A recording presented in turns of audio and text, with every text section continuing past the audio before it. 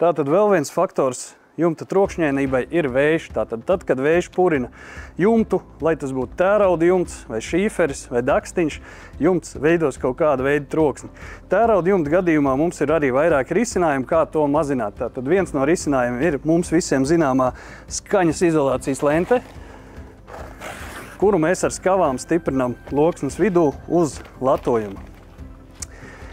Vēl ir risinājumi pielīmēt pašlīmējošo skaņas izolācijas lenti vienā vai vairākās rindās loksnes vidū, tā mazinot šo te loksnes trokšņainību.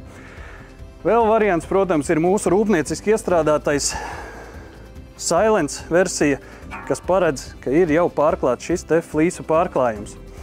Ja mēs salīdzināsim šīs te divas loksnes purinot vējā, būs ļoti izteikti trokšņa atšķirība, tāpēc es vienmēr noteikti ieteikšu izvēlēties Silence, jo tas tiek stiprināts pie loksnes. Skaņas izolācijas lente troksni mazinās, bet tā to nemazinās tik efektīvi, kā to darīs klasika Silence pārklājums. Skatāmies, kas notiek, ja vējš purina loksni. Tā trokšņo diezgan skarbi, skaļi, un ja ir ar šo te pārklājumu, troksnis pirmkārt apstājās daudz ātrāk un ir daudz mazāks. Papildus ar skaņas izolāciju un arī nosiltinātu jumtu šis te troksnis mazināsies vēl vairāk.